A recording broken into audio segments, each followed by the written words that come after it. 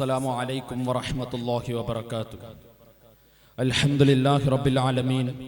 അസ്സലാത്തു വസ്സലാമു അലാ അഷ്റഫിൽ മുർസലീൻ വഅലാ ആലിഹി വസഹ്ബിഹി അജ്മഈൻ. അമ്മാ ബഅദ്. മാധ്യമങ്ങൾ ഇന്ത്യൻ ജനാധിപത്യത്തിന്റെ നാലാം തൂണിന് സംഭവിക്കുന്നത് എന്ന വിഷയത്തെ അടിസ്ഥാനപ്പെടുത്തിക്കൊണ്ടാണ് ഞാൻ നിങ്ങളോട് സംസാരിക്കുന്നത്. മാധ്യമത്തെക്കുറിച്ച് നാം സംസാരിക്കുമ്പോൾ നാം മനസ്സിലാക്കേണ്ടത് മാധ്യമം ഇന്ത്യൻ ജനാധിപത്യത്തിന്റെ നാലാം തൂണാണ്. ആദ്യ 3 തൂണുകൾ നിയമനിർമ്മാണ സമിതി, എക്സിക്യൂട്ടീവ്, ജുഡീഷ്യറി എന്നിവകളാണ്. ഇവകൾ സംവിധാനിഷ്ഠിതമായതുകൊണ്ട് തന്നെ ഇവകളെക്കുറിച്ച് ചോദിച്ചറിയുവാനും അധികാരികൾ ഉണർത്തുവാനും വേണ്ടി ജനങ്ങൾക്ക് വേണ്ടി സംസാരിക്കുന്ന ജനങ്ങളുടെ കാവൽക്കാരനാണ് ഇന്ത്യൻ ജനാധിപത്യത്തിന്റെ നാലാം തൂണായ മാധ്യമങ്ങൾ എന്ന് നാം മനസ്സിലാക്കണം. തോമസ് പറഞ്ഞു വെക്കുന്നത് പോലെ മാധ്യമമില്ലാത്തൊരു ജനാധിപത്യം സംശയകരമാണ്. അപ്പോൾ ഇത്രയേറെ പ്രാധാന്യം നൽകപ്പെടുന്ന മാധ്യമം അതിന്റെ 21ാം നൂറ്റാണ്ടിന്റെ 2ാം ദശകത്തിൽ സംഭവിക്കുന്ന അതുമൂലമുണ്ടാകുന്ന പ്രത്യാഘാതങ്ങൾ നാം വളരെയധികം ജാഗ്രതയോടുകൂടി മനസ്സിലാക്കേണ്ട ഒന്നാണ്. രാജ്യത്തിന്റെ ദേശീയ സുരക്ഷയ്ക്ക് പോലും വിലങ്ങുതടിയാകുന്ന രീതിയിലാണ് 21ാം നൂറ്റാണ്ടിലെ മാധ്യമങ്ങളുടെ മാധ്യമ പ്രവർത്തനം സഞ്ചരിക്കുന്നതെന്ന് നാം മനസ്സിലാക്കണം. പുതിയ കാലഘട്ടത്തിലെ മാധ്യമങ്ങൾ വില്യം റാൻഫാൽ ഹെർട്സ് എന്ന ബിസിനസ് മെന്റാലിറ്റിയിൽ മാധ്യമത്തെ കാണുന്നതായ വ്യക്തിയുടെ കൂട്ടക്കാരാണെന്ന് നാം പറയേണ്ടി വരുന്നു. കാരണം ക്യൂബയിൽ യുദ്ധാന്തരീക്ഷം ഒന്നുമില്ല, സമാധാനമാണെന്ന് റിപ്പോർട്ട് ചെയ്ത ജേർണലിസ്റ്റിനോട് ലോകത്തൊരു മാധ്യമ പ്രവർത്തനം പറയാത്ത ക്രൂരവും മോശവുമായ വാക്കുകളാണ് അയാൾ അന്ന് അവിടെ ഉച്ചരിച്ചത്. You will furnish the pictures and I will furnish the war. നിങ്ങൾ പടം സൃഷ്ടിക്കൂ, യുദ്ധം ഞാൻ ഉണ്ടാക്കാമെന്ന്.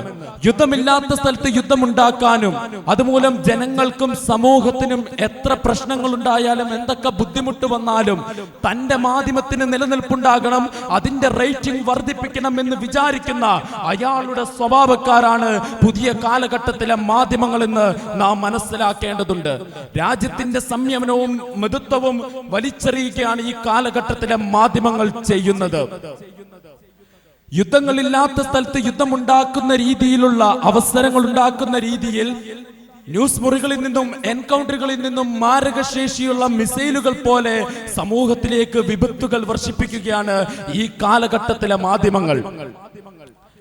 ലാഭക്കൊതികളും വിപണിയും മാത്രമാണ് അവർ ലക്ഷ്യം വെക്കുന്നത്.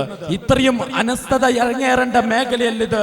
കാരണം ഒരു ഡോക്ടർ അയാൾക്ക് ചികിത്സിക്കാൻ അറിയില്ലെങ്കിൽ അതുമൂലമുണ്ടാകുന്ന വിപത്ത് സമൂഹത്തിൽ എത്രയാണെങ്കിൽ അത്രമേൽ വിപത്ത് തന്നെയാണ്.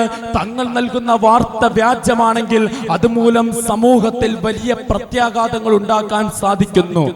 അതുപോലെ തന്നെ പുതിയ കാലഘട്ടത്തിലെ മാധ്യമങ്ങൾ തങ്ങളുടെ സുരക്ഷ പോലും ഉറപ്പുവരുത്താതെ, സുരക്ഷാ കവചങ്ങളൊന്നുമില്ലാതെ സംഘർഷണം നടക്കുന്നിടത്തേക്കും അതുപോലെ തന്നെ യുദ്ധങ്ങൾ നടക്കുന്നിടത്തേക്കും ഇഴഞ്ഞു കയറി ചെല്ലുന്നത് സമൂഹത്തിൽ വലിയ പ്രത്യാഘാതങ്ങൾ ഉണ്ടാക്കാൻ ഇടവരുത്തുന്നതാണ്. വെറും മൈക്കുകൾ നീട്ടിപ്പിടിച്ചുകൊണ്ട് പോകുന്നതോ മത്സര ബുദ്ധിയോടെ കാണേണ്ടതോ തോന്നുന്നത് എന്തും വിളിച്ചു പറയാനുള്ളതോ ഒരു മോണോ ആക്ട് വേദിയല്ല മാധ്യമ പ്രവർത്തനമെന്ന് നാം മനസ്സിലാക്കണം. നമ്മളിലേക്ക് എത്തുന്ന വാർത്തകൾ അത് സത്യമാണോ അല്ലയോ എന്ന് ചിന്തിച്ചതിനും അതിന്റെ അടിസ്ഥാനത്തെ കുറിച്ച് അന്വേഷിച്ചതിനും ശേഷം മാത്രമാണ് നാം അത് സ്വീകരിക്കാവുള്ളൂ. ഇല്ലെങ്കിൽ വലിയ പ്രത്യാഘാതങ്ങൾക്ക് നാം ഇടവരേണ്ടതാണ്.